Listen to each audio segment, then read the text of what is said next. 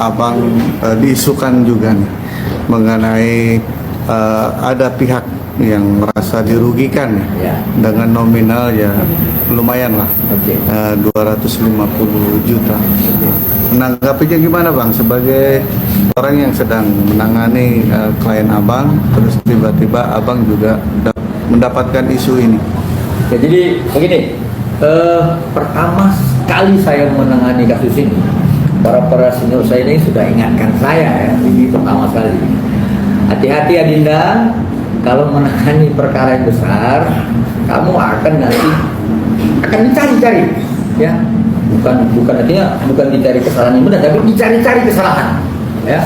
Itu peringatan para senior saya itu sudah disampaikan kepada saya sejak saya menangani kasus ini. Artinya apa yang mau saya sampaikan? Kalau kemudian ada yang tiba-tiba membuat laporan tentang dia dirugikan sekitar 20 juta ya, saya pikir itu tidak benar ya. Itu yang melaporkan itu kalau tidak salah saya itu namanya Jaya Pasaribu ya, Jaya Pasaribu ya, saya ulangi ya, Jaya Pasaribu. Dia melaporkan itu sebenarnya bukan saya ya, bukan saya, tetapi tim kita yang di kampung di Tanah ya. Dan kalau misalkan terhadap dana yang disampaikan itu kan jasa kuasa hukum ya. Jadi setiap kuasa hukum itu bekerja dengan adanya jasa access fee seperti itu.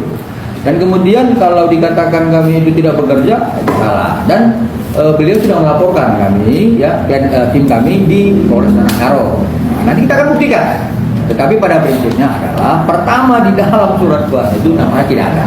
Yang kedua, bahwa tim kita sudah bekerja ya, tetapi karena dan kita sebelumnya itu tidak dapat membuktikan ya apa yang dia sampaikan, ada seperti saksi dan surat, sehingga ini laporan dia dihentikan, dia kan di Polres Tanah ya, bukan kita tidak bekerja.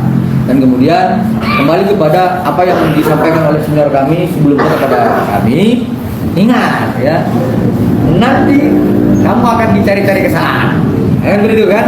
Nah ini jelas nih. Nah, kalau memang saya bersalah silakan buktikan. Tapi yang pasti saya sampaikan dalam bagian ini agar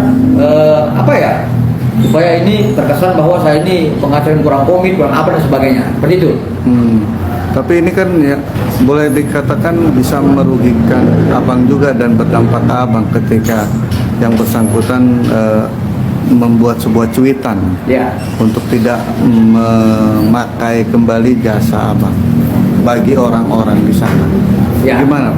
Jadi yang pertama kan kita sudah laporkan juga ya, yang membuat postingan-postingan itu sekitar ya kalau nggak salah 2 minggu lalu.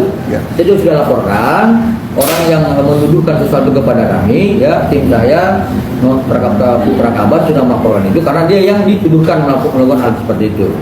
Dan nanti kita lihatlah pembuktiannya. Apakah memang laporan dia juga itu bisa dibuktikan? Ya, tapi kalau kami masih bisa membuktikan bahwa apa yang dituduhkan kepada kami tidak benar.